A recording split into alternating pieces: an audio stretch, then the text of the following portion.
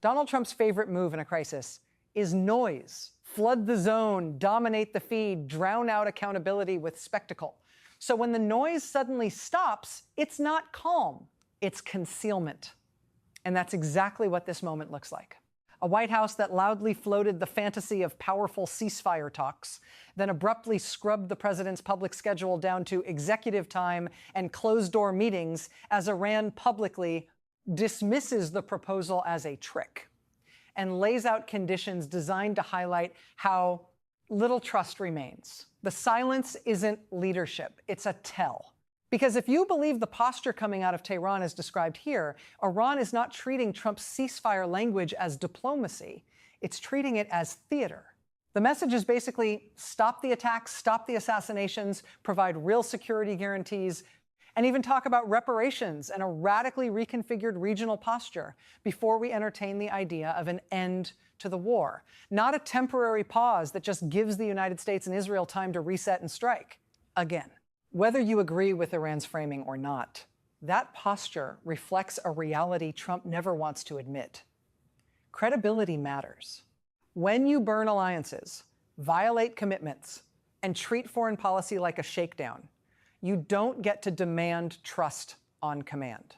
And while Trump tries to sell the public a storyline of control, the material conditions underneath that storyline, again as described here, are screaming the opposite.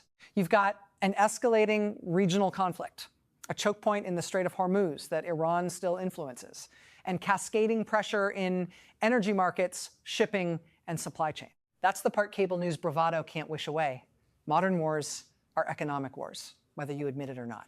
The consequences show up in liquefied natural gas constraints, in fertilizer disruptions, in specialty exports like helium, in shipping risk premiums, in price spikes that hit households and businesses long before any official briefing ever catches up. A competent administration treats those as central facts. A Trump administration treats them as inconvenient background noise it can spin into a winning montage. The most unsettling detail in this account is also the most revealing. The way Trump is reportedly being briefed. Not with a full intelligence picture, not with a rigorous assessment of second and third order effects, but with highlight reel propaganda, 2 minutes of explosions and wins, edited down so he doesn't see setbacks or complexity. If that's even close to accurate, it's not just unserious, it's dangerous. It means decisions about escalation, deployments, and diplomacy are being made inside an information bubble specifically engineered to flatter the president. That is not how a commander-in-chief behaves in a crisis. That is how an autocrat's court behaves when it's afraid of the autocrat. And look how quickly the bubble collides with reality. The rhetoric says, wrapping up. The actions say build up. Thousands of troops reportedly heading toward the region, arriving within 24 to 48 hours in the scenario described, while the public line is that this is not boots on the ground. That phrase is one of the oldest Washington scams, a semantic trick to make escalation sound like something else. If you have troops deploying into a volatile theater with a plausible path to ground operations, you are escalating. Regardless of whether you've found a euphemism you can workshop on Sunday shows. Americans have been lied into wars with prettier words than this. We should not be fooled again. The Republican leadership's messaging here is the purest distillation of MAGA governance.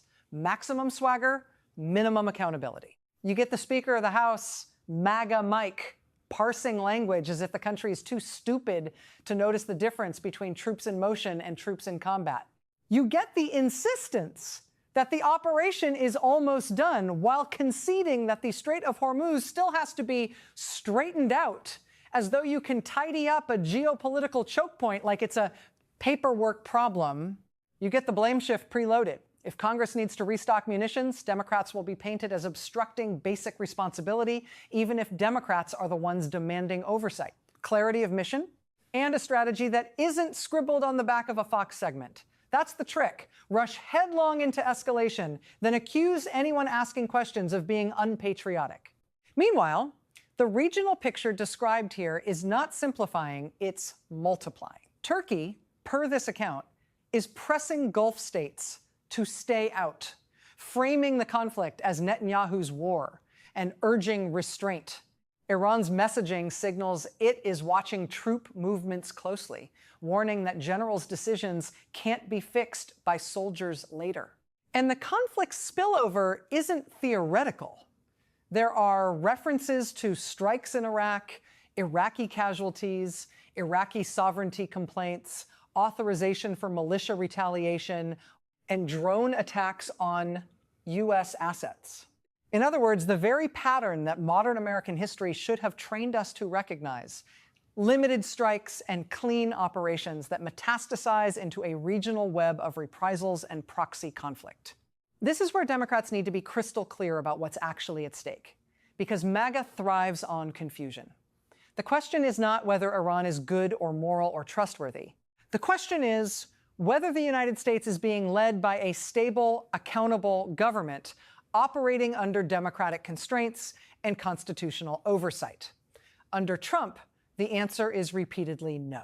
He treats the machinery of state like a brand asset. He treats military force like a stage prop. He treats the market like a casino he can hype with posts and insiders, especially when enforcement and transparency are weakened. This account explicitly raises concerns about market manipulation, overt messaging, combined with a permissive regulatory environment that invites predatory behavior. Even the suggestion of that should set off alarms, because it points to a governing philosophy where the line between public power and private profit is not blurred, it's erased. And let's talk about the silence again, because it's the centerpiece. Trump goes quiet when the narrative breaks. He goes quiet when reality won't fit on a bumper sticker.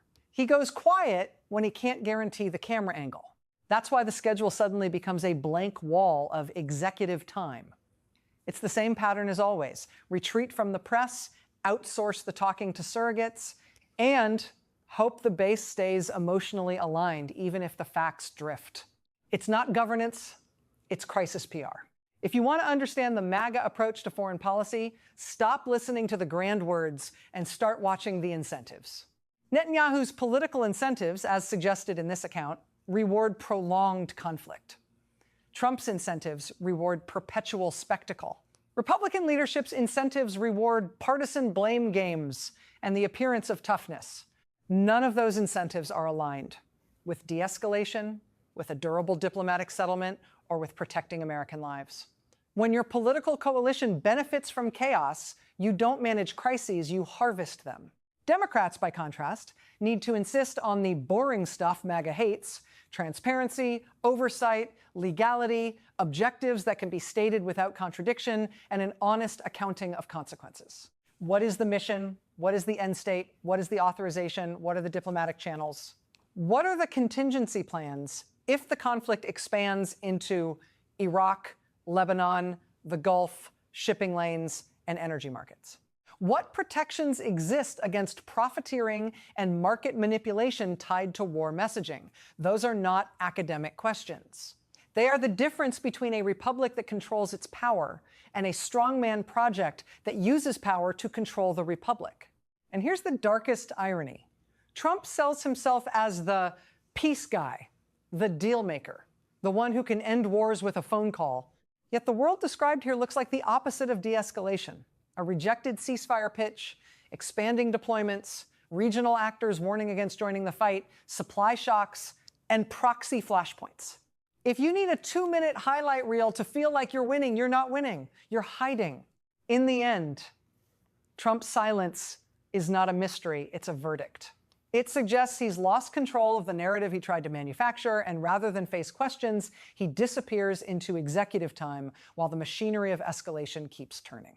That is the MAGA model: maximum force, minimum truth, and a public kept in the dark until the consequences arrive in body bags, price spikes, and irreversible commitments.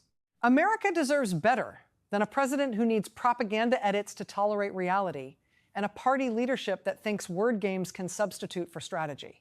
If this moment teaches anything, it's that democracy can't outsource national security to a personality cult. When the stakes are war, silence isn't strength, it's abandonment.